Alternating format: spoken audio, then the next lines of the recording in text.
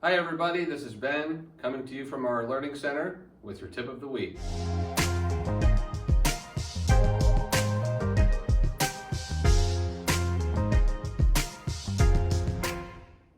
This week I wanted to talk about all the new practice range enhancements that we've added over the course of last summer, last fall, and this spring. We've added ample targets to the front end of our range to create a pseudo wedge range when you're out there. We have posts that range from about 25 to 30 yards all the way out to about 60 to 70 to 80 yards. And these are ideal to help you practice short game. So what I'd like to cover today, albeit ironic I'm inside, is how do we hit shots to those targets? How do we adjust the length of our swing or the selection of club to be able to hit it to all those many targets and take advantage of it when we practice? One of the things that I see quite often is when people try to control the distance of the golf ball using the same length backswing. This doesn't always produce good results. That's how I control distance, and it works just fine for me. Let me show you how it's done. The key to the short shot, take a great big long backswing and decelerate as much as possible. Let me show you how it's done here.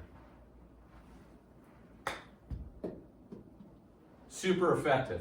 Now, if I need to hit it long, I'm just going to take a really great big long backswing and wail on it.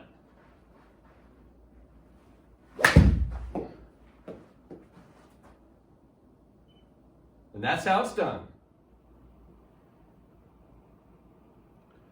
Don't listen to him. Now, ultimately, what I'd like to do in order to hit shots that go varying distances is control the length of my swing. In the previous example, I used the same length backswing to hit a shot that went about 104 yards difference between the two. That ultimately is not the best way to play that because we will end up hitting poor shots, miss-hit shots, and so on. We'll decelerate into short shots and we will miss-hit long shots. What I'd rather do is think of my swing almost like a clock. When I set up to hit the shot that goes about half the distance, I'm going to take about half the swing, which means my hands will go back to, call it a 9 o'clock position. I'll then go to a 10 o'clock position, an 11 o'clock position, and probably never go to the 12 o'clock position with a wedge. We never really want to take that big of a swing with such a short club. So it looks something like this.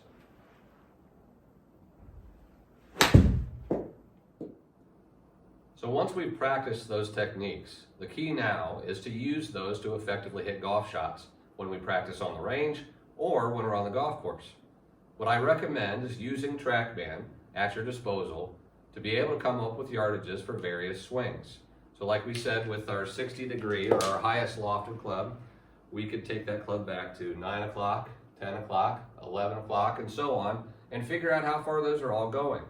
Once we've done that, we can send you reports of all the shots that we hit with all of our wedges, all of our short clubs in our bag, and we can figure out exactly what we need to hit in what situation.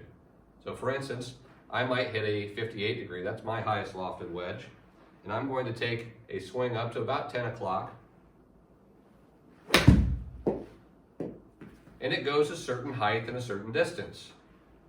What I might find that if I need to hit the ball lower, I can take a club like my 54 degree and I can take a different type of shot which produces a different distance and a different height, but I get similar results.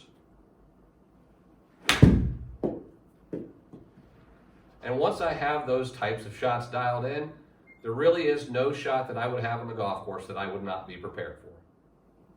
So I hope that helps you manage those short wedge yardages and allows you to use our targets on the range more effectively. Until next time.